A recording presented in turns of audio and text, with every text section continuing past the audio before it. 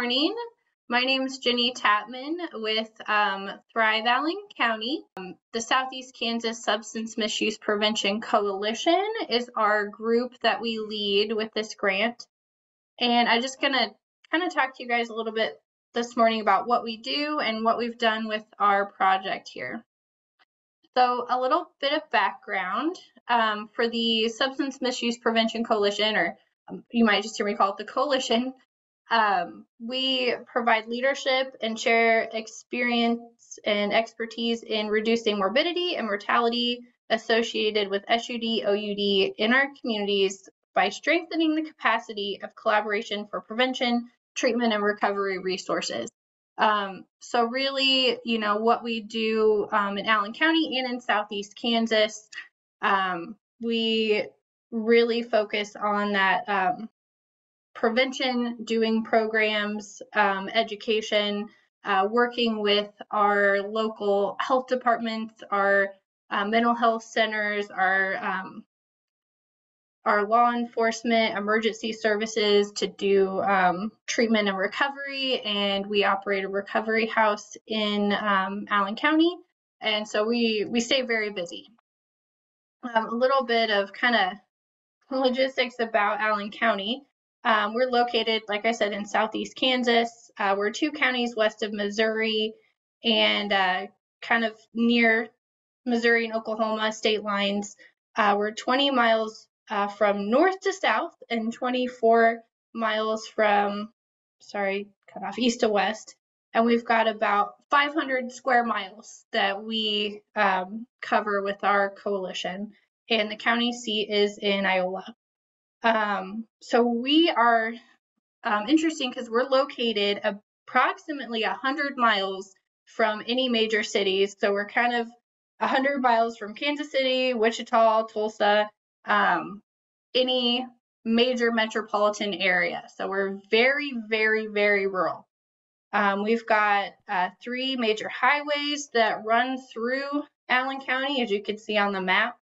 And the population is about 12,500. And we've got 3 school districts. And April wanted me to mention that all that data came from the April 1st, 2020 U.S. Census. Our demographics, we've got, as you can see here, our population is about 12,500. About 22% of that is below the age of 18. About 21% is 65 and older. We've got about 2% non-Hispanic Black residents, 1% American Indian, Alaska Native, 1% Asian, none Hawaiian or Pacific Islander, 4% Hispanic. We're about 89.2% non-Hispanic white residents in our area. And as you can see, 57% reported as rural.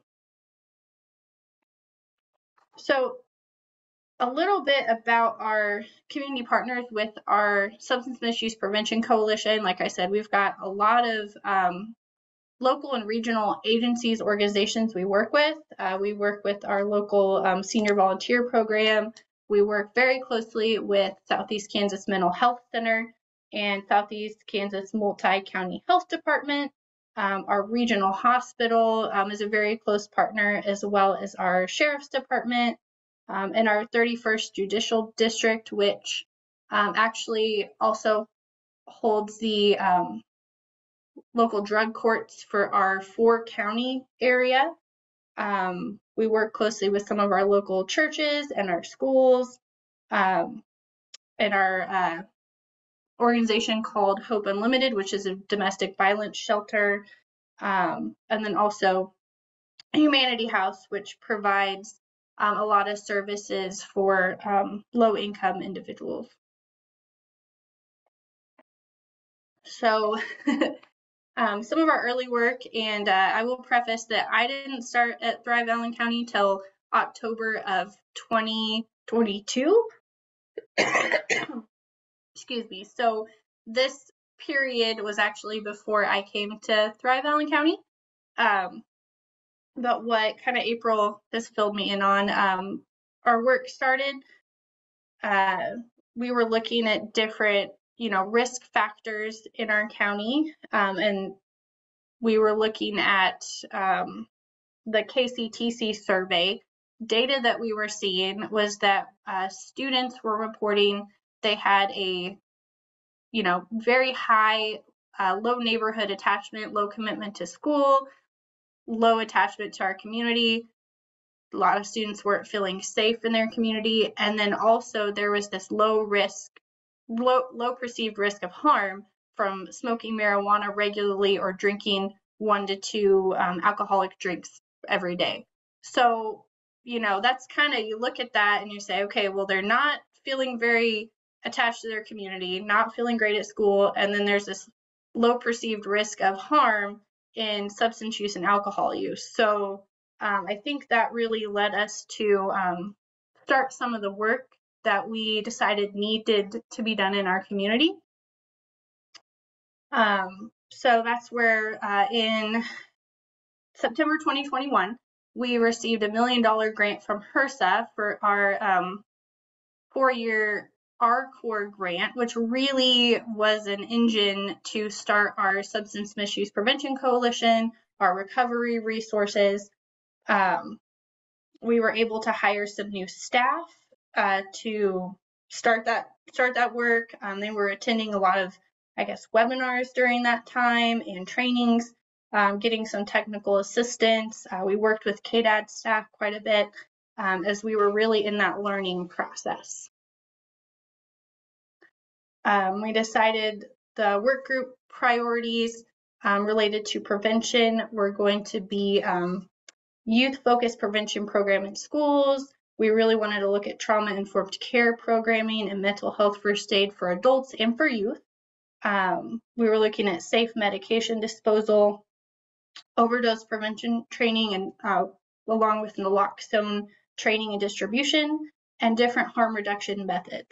So that's really, we got started and hit the ground running on all of those different areas. We started having community talks. We were partnering with other agencies such as Upward Bound and Iola High School. We were looking at the KCTC data centered around prevention, and we were got that data. We got it to the students, and I guess a speaker came and presented on drug and alcohol prevention during that time. And we started also the where we're looking at doTERRA bags. So we started distributing those in the community as well. Sorry that I keep coughing.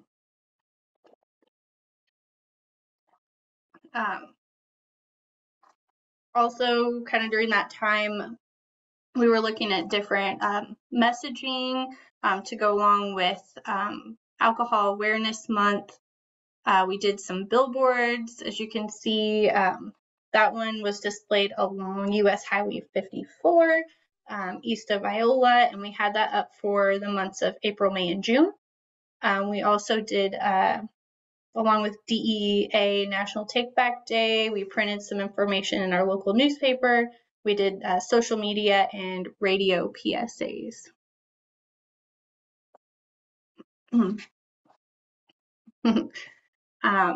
Bunch of other activities we were doing locally.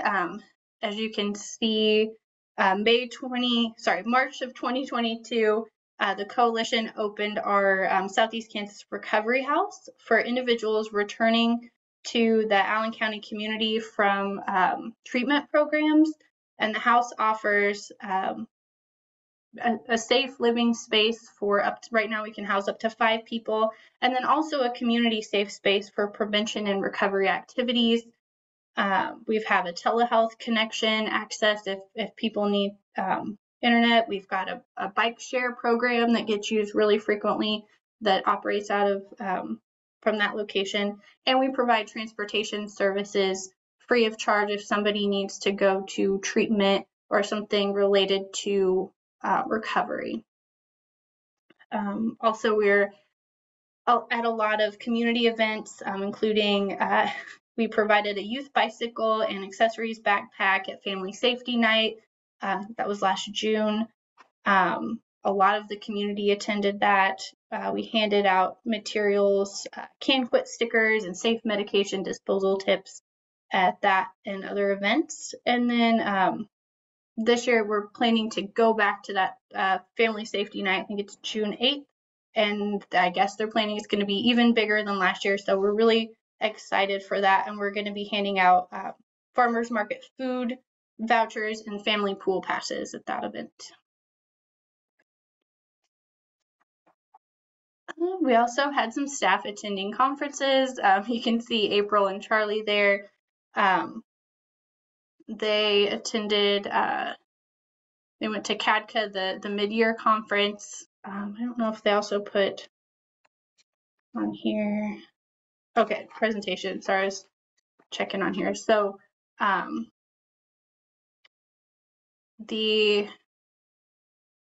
here's what she put information about a billboard. That was the last slide. Sorry, I'm a little confused on my notes. Also, I want to mention April and Charlie also both presented at the Kansas Prevention Conference and the Kansas Opioid Conference in 2022. And I was able to attend those sessions. They did a really great job. They're great at telling their story and then also kind of talking about, what we're doing with our KDADs and our core presentations.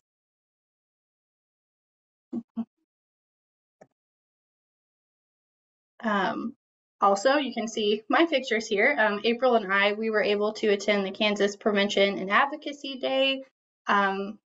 Feels like just a few months ago, but that was at the Kansas State Capitol.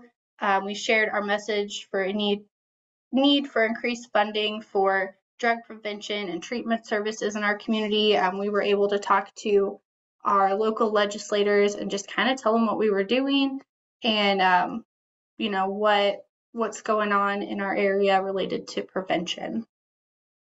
And then April also was able to attend the CADCA National Leadership Forum, where the Kansas Coalition was able to speak with Senator Marshall and the staff of Senator Moran. And she said it was a great learning experience for her for that. And then kind of our last activity we've done this year, we're really excited about. We were able to bring in Jake White from 518. He's a national speaker. He came to Allen County and presented a positive choice message, just basically very upbeat, talking to, we had 4 schools, 139 students attended, sending a message of, you can have a good time, you can do activities that don't have to be alcohol or drug related. So I wanted to share, our awesome communications director was able to put together this video, if you guys are able to see it, with Jake White and kind of talk about what we did with his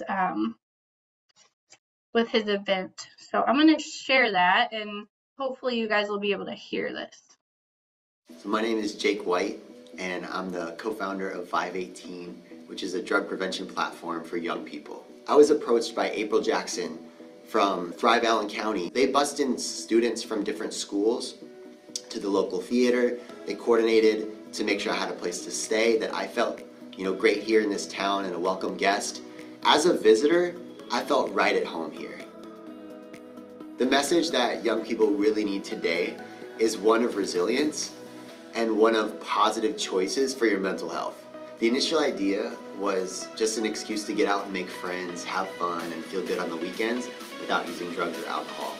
And that platform actually was when I was a college student, and I named it Party.0. Imagine hundreds of students at a house party that doesn't serve alcohol, but they're dancing, they're playing games, they're having a good time, and quickly it became a movement that students wanted to attach themselves to start throwing their own parties, and that became basically my calling, is how can I help people have fun and fit in and have a sense of belonging.